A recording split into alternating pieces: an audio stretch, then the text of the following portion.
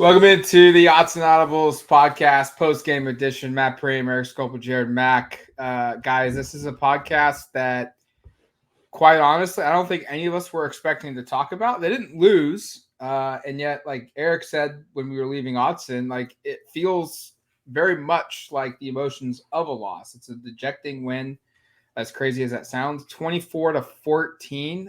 Idaho was within 3 points with 10 minutes to go in this game. And yet you look at the stats, like Jared said just before we pressed record, like 487 yards of offense, 31 first downs. They were a tick below 50% on third down conversions. The stats show a lot of good things, and yet here we are like, that was bad offensively. I think defensively, that's going to get lost in the story is they actually played really good. But offensively, it's the story of the game, and we all expected a bunch of points. I had 77. They didn't even come close. The spread was what, Jared, 44 when it closed? I mean, they didn't even get half of that. I think it honestly got up. I saw a tweet from James. I think it opened today at like 45.5, but I think it got up to like almost 50, like 47, 48. Not even close. No, not at all.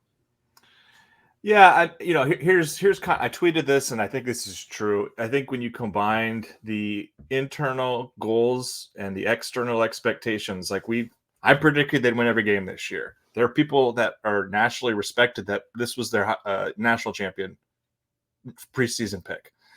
The team talks about wanting to win a championship. The team presents all of this stuff out there with videos and kind of talking about entering the Big Ten as a disruptor and trying to do all these things. And then I think the culmination of all these expectations with a showing like this, it feels like a gut punch when you think the team is going to be like, hypothetically, this team, I said this up in the press box, hypothetically, I like this team a lot more than the team I just watched play for 60 minutes. And we'll get into the specifics of why I feel that way. And I think we all feel that way. And I'm sure most listening do, but I think that's just kind of where most people probably are from an emotional perspective, and kind of like just going like, wow, this was supposed to be a year that was really special. Is it going to be that way after you have a really hard time? And as Matt said, it's a one-score game midway through the fourth quarter against an FCS team that's supposed to be good for an FCS team, but still an FCS team.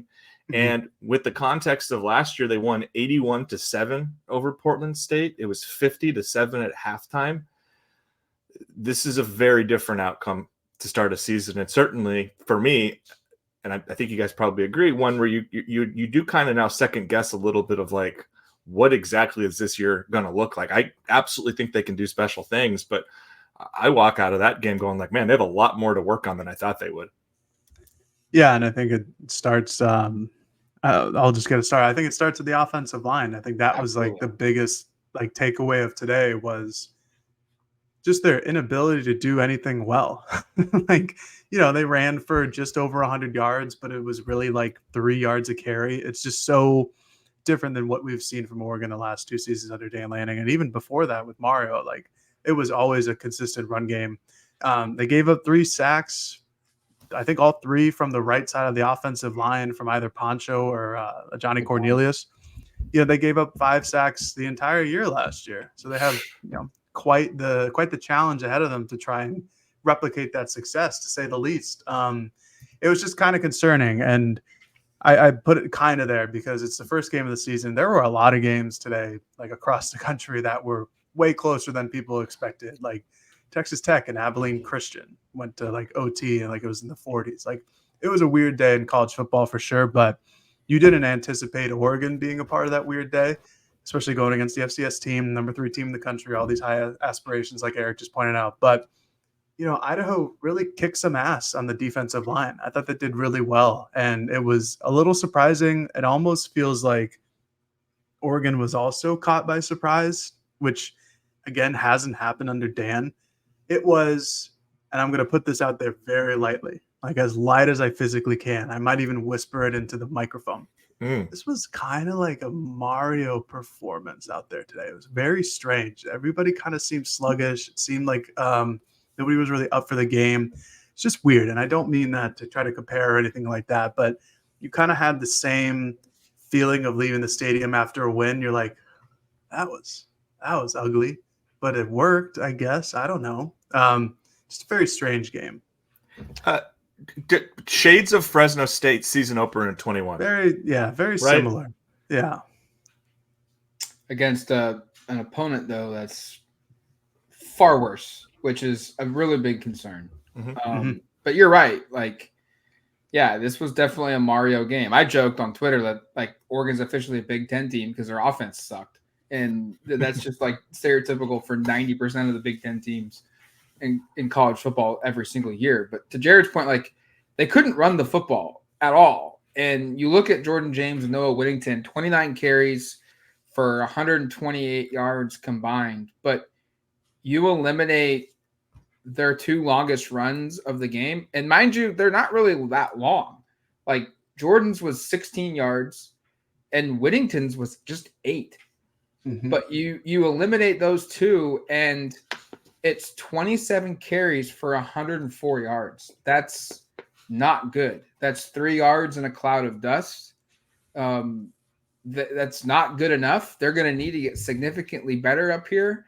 And none of us have had the opportunity to watch the highlights yet and to watch the full game recap. And certainly we want to hear what Dan Lanning says Monday night about the offensive line's performance. But guys, like, I don't know if this was what makes this so confusing, so shocking is like Ajani was maybe Oregon's best offensive lineman last season, consistently graded out Pro Football Focus wise.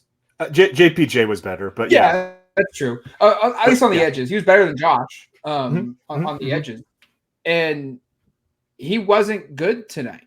And Poncho was really good in the limited snaps that he played last season. And when I mean limited, it was like 20 a game, for Oregon every game. So it wasn't like he was just a here and there flash in the pan. He played every game. He was bad.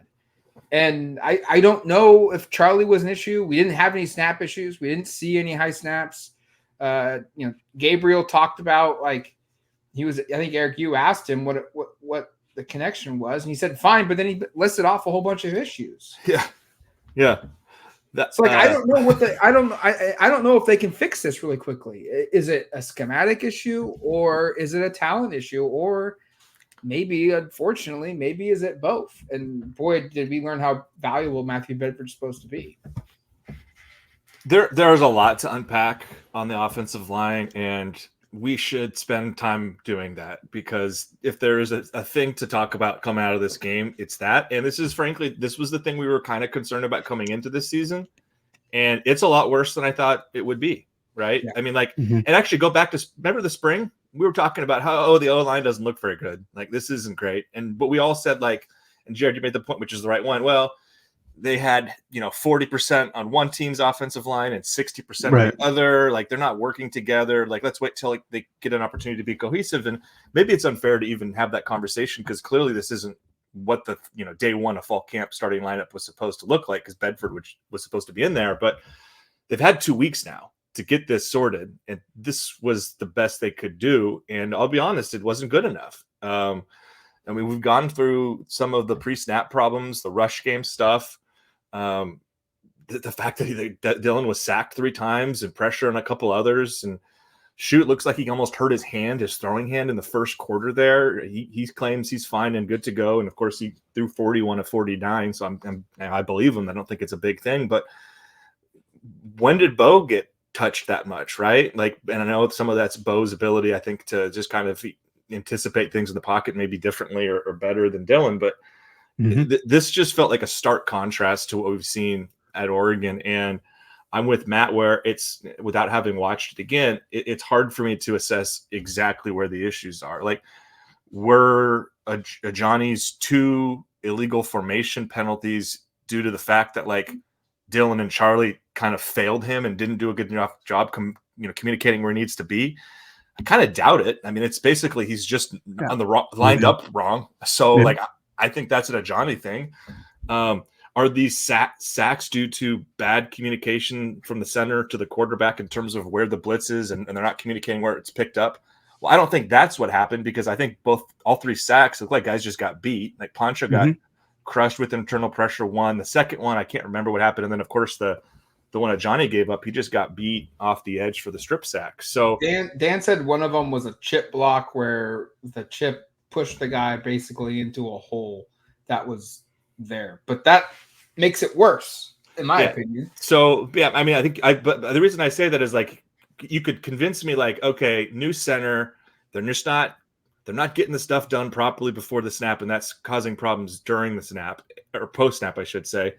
But then you kind of think through the plays and you kind of go, it looked kind of like guys just kind of got pushed around and kind of overpowered by Idaho. And credit to Idaho for being able to do that, but that's certainly not the outcome you were looking for there. So I don't know how much this gets improved in a short term here. I'm optimistic. I buy into Alik Terry and Will Stein as really high-end offensive coaches, but I certainly come out of this being a little bit concerned, and I think the game against Boise next week is huge in terms of getting on the right footing, but for this offensive line to kind of figure some things out, because it's not just like one component. There were pre-snap problems, there were run game problems, there were pass game problems, there were problems everywhere.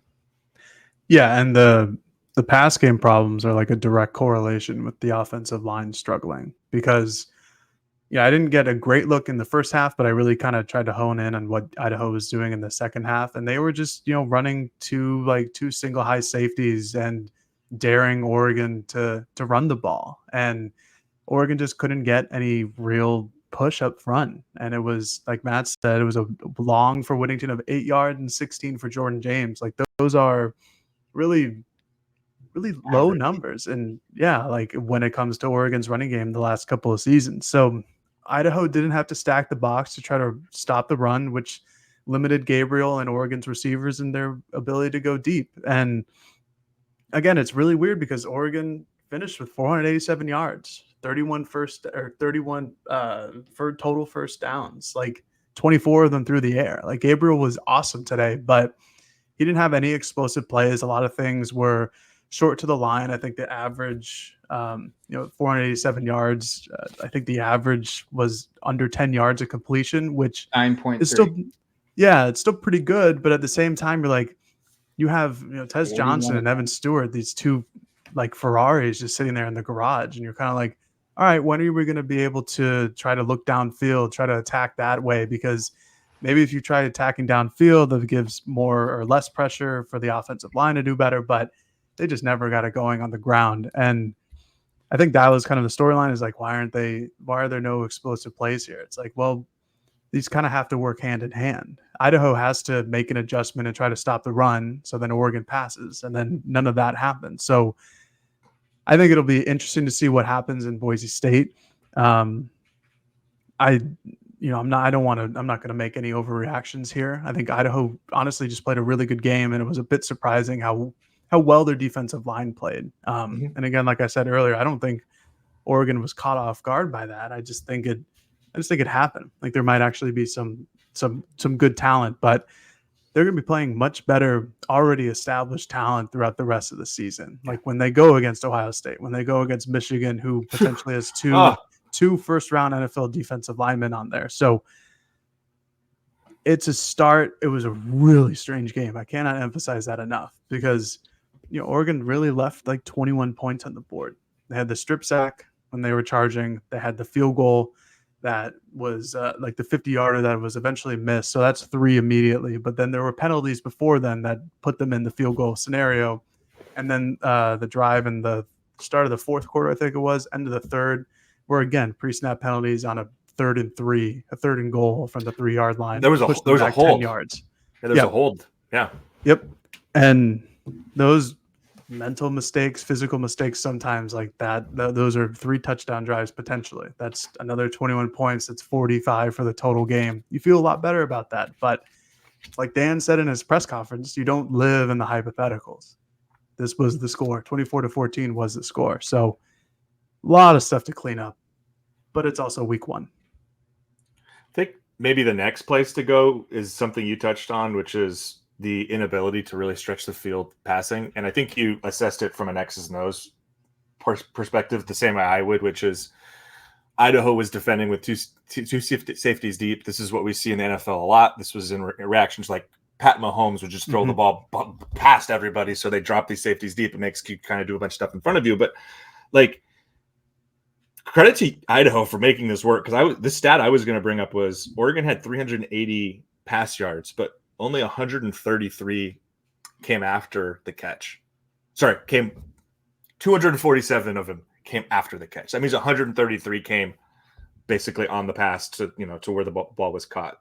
That is, and I know we know this is a bit of a dink and dunk offense. They like to get it out quick. That's like one of the perks, but that I thought really expressed to me the way this game was played, where like Tez Johnson, he has 81 receiving yards, 75 after the catch, right? Yeah, he had 12 catches. Like, that means that he's essentially catching the ball at the line of scrimmage every time and then just doing whatever after. So like, that was the story of the game here. And I thought that just kind of illustrated it, even though I butchered the delivery of that stat, of just like, you watch the game and it was a lot of like, oh, cool, they got a completion, but like, it was for 6 yards and it was thrown 3 yards downfield. Like, that was just a lot of what the pass game was. And I know this is what it was at times a year ago, but there were also the mix-ins of like, hey, Troy would be deep, connect on a deep post down the center of the field for 70 yards to stretch things. And we saw Evan try to do that once. Ball was a little overthrown, but like, in general, this was a lot of like, I'd love to know what the average depth of target was here, because it felt like it was like 2 yards.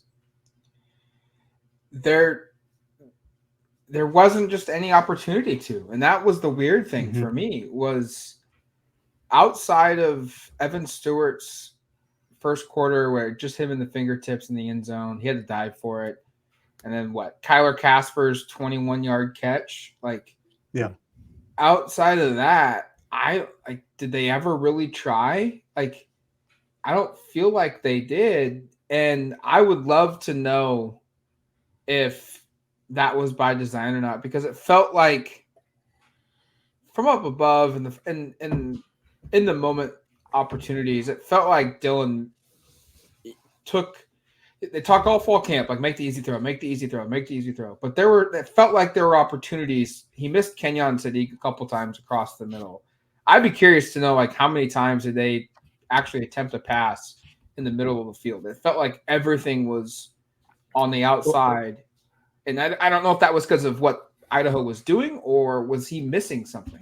And I brought it up in the game. I don't know if this holds any water, but you kind of, I think, maybe mentioned it first, Matt, of like, is some of this just Dylan's inability to really see over the field? Is a shorter quarterback, or are we just finding excuses? And the most obvious reason is that Idaho played a certain defensive package that forced everything underneath, and they took it over and over again. And yeah, we're going to complain because they're winning explosive passes, but they did throw for 380 yards and drove the ball pretty well for the most part in the game and just didn't finish drives. Like, I am somewhat concerned, though, by the inability to get the ball down the field. I just thought there would be an opportunity or two where you'd hit like, oh, there's a 30-yard completion down the field for something. Yeah. Real quick. Go ahead. I know 380 is a high number and 84% is a high number, but this feels like Texas Tech, Washington State, Mike Leach, where it's like, yeah, you threw for a lot, but you also threw it a bunch to get there. Like, I don't know. Like, I know he played good, and I know that he took what was there, but like 380 is a high number, but at the same time, you threw 41 times to do it. You better throw for 380 yards. Yeah, no, 100%. I also think that Oregon really tried to throw deep. I just think that Gabriel didn't have enough time, a lot of the opportunities, which is a good part too. Yep. Like, and he did the right thing where if he had pressure, he was getting the ball out quick, because, there were a lot of moments where, you would see an Oregon receiver, as I don't know what's going on in the street down below me. This is a loud car. Hold on. I'm going to mute myself. Eric, pause. Okay. What's going on? Big old truck going by my house right now. Anyways, but like, Gabriel would get a lot of pressure and just take the underneath route, and it would get you 5 or 6 yards, which is good. It's kind of what you want your quarterback to do. You don't want him to hold on to the ball and make a dumb decision. But yeah, plenty of times where you could see a guy like probably being 30, 40 yards down the field who might have a window to throw, And I just don't know if he necessarily had the opportunities to make the throw, period. And obviously going through all of his progressions, and maybe that was like one of the last ones where it could have been. But I just think that Idaho got a lot of pressure on him and made his life pretty darn difficult today, which I don't think any of us really saw coming. Real quick before we just turn this into a huge pile on the offense, let's talk defense for a second. Yeah, let's talk good stuff. Like, because there, like to Erik's point, there was a bunch of good stuff. Like, Mateo Uyungale was unbelievable. His development from year 1 to year 2 showed in that game. 2 sacks, 3 total tackles, 2 tackles for loss. 2 quarterback hurries. He had a forced fumble. This was a guy that the expectations was, hey, you need to be good, and Oregon's banking on you, and he lived up to the billing. Jordan Birch looked good. He had half a sack. Derek Harmon got himself involved in 1.5 sacks and 2 tackles for loss. He also caused a forced fumble. Oregon's defense was put in some tough positions here. And I think if you look at the drive chart for Idaho, they had 4 3-and-outs out of 12 total drives.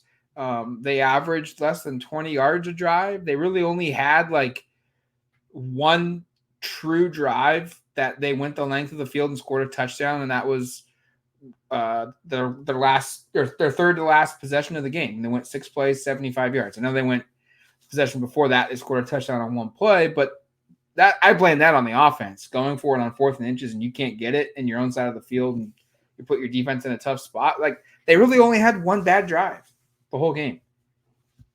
Mm-hmm. Yeah, and the bad drive, there was a 41 or 42 yard reception that was just a terrific catch by their receiver right over the outstretched arms of Brandon Johnson. But overall, I thought the defense was stellar, and this was without Jeffrey Bossa playing 90% of the game, which I think we could maybe talk about now, maybe talk about later. What do you think, Erik? I have no idea, but Dan made it sound like he could have played more, and they didn't play him more, but they were only up 3 points when he wasn't in the game. It's just like, I don't know. I was really confounded by that entire answer, along with ignoring the fact that Ty Sheem didn't play at all in the first half and then played the entire second half. Like, some stuff was going on. Both guys are available going forward. Means. Yeah, I think we know what that means, but Dan didn't want to specify. The Bossa thing was really just weird to me. I just don't. Again, another strange thing about just play your best defensive players. And again, if he suffered, if it's as simple as he suffered an injury and like that didn't want him to force him out there, but he could have played more and they were being careful. Like, I guess I kind of understand that. At the same time, it's like you really could have used a spark out there, maybe. Yeah, 100%. And he came back in on the final drive, or the second to final drive for Idaho, where they had to punt. But overall, I thought they played great. I thought the cornerbacks played well. Brandon Johnson was awesome. He had his interception in the end zone, also had a half tackle for loss. I think the defensive line lived up to all of our expectations and their ability to create pressure. And, that's exactly what they should do against Idaho.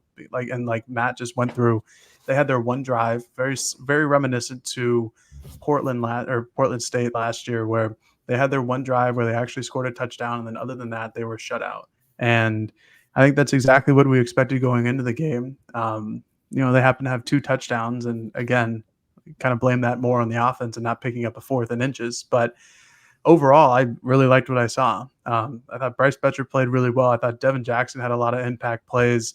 Jamari Caldwell, I don't know what he really did in the stat sheet department, but he was seemingly in the backfield on a lot of possessions.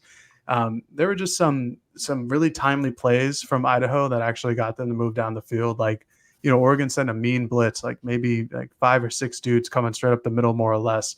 And they just dumped it off for a screen pass. It was just a perfect play call at the perfect opportunity against a blitzing defense. So kind of chalk that up to maybe some bad luck, because if it was a running play, it would have been, -2, -3, or if it was a shotgun pass, it would have been an incompletion, hopefully, or a sack. But overall, I think that is really reassuring, because I think this offensive conundrum that we talked about can be solved eventually.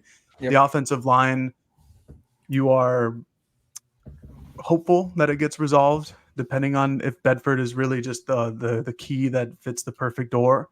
But defensively, like if the defense were allowing 24, 31 points to Idaho, that would be a real problem because they're going to play better offenses. But I think the defense is a legit menace. And I think it's going to be one of the better ones in the country, like we talked about earlier, or preseason. And I think they showed their true teeth tonight and their ability to get to the passer.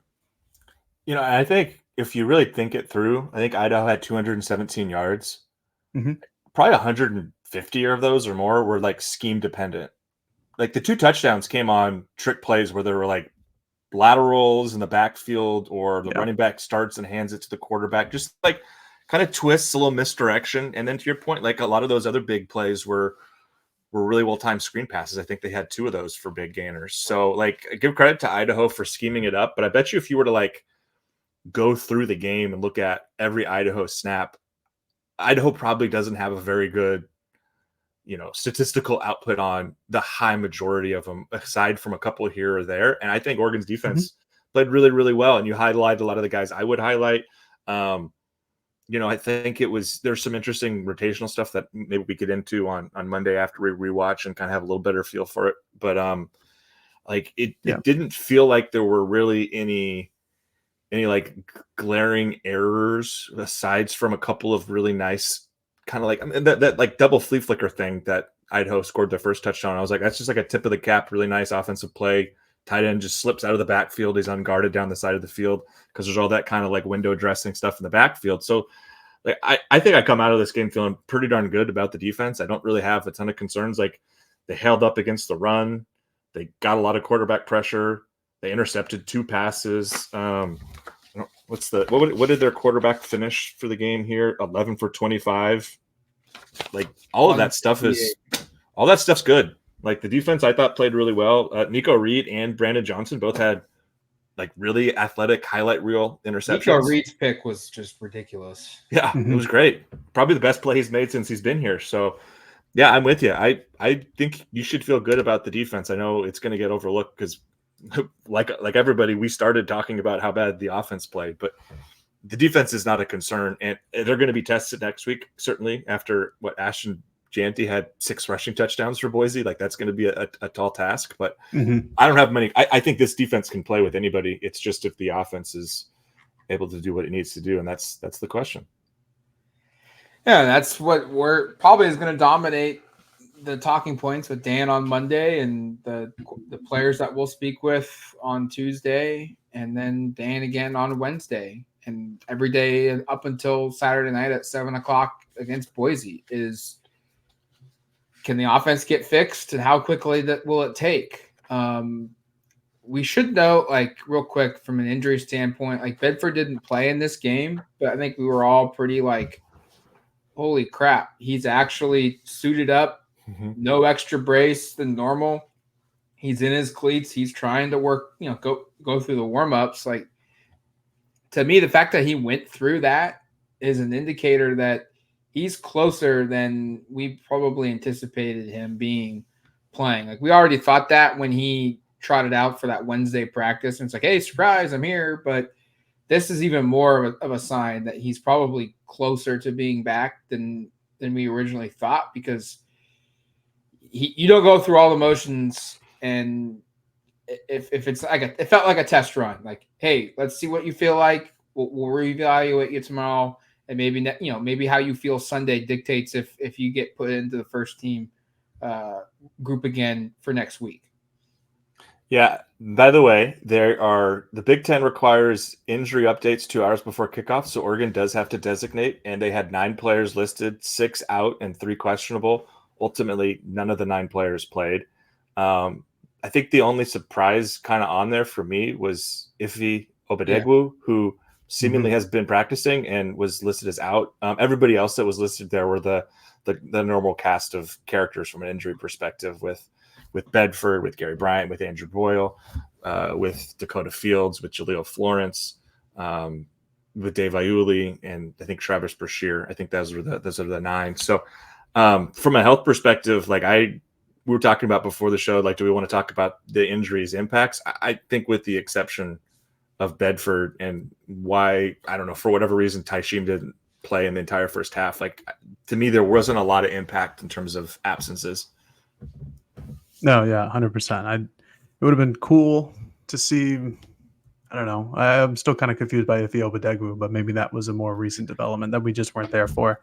But yeah, I don't really think that the people who didn't play had a big impact. It'll be interesting to see, where Bedford is, like Matt was saying earlier. Like, is he going to be on next week's injury report, or is it going to be that he's ready to go and ready to play? And I don't know if he's an absolute solution on the offensive line, because then you have potentially more question marks. Is like, all right, who's going to play center now?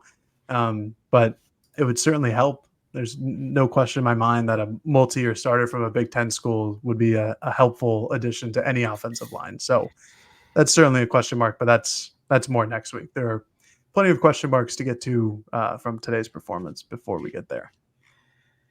I think that's going to do it for us on this post-game edition of the Autzen Audibles podcast. Go to duckterritory.com for more coverage of this one. We'll have a full slate of podcasts and practice reports and game coverage and game recaps and game previews of next week's game between the Ducks and Boise State on duckterritory.com. But until then, you've been listening to the Autzen Audibles podcast. Talk to you later, folks. Peace.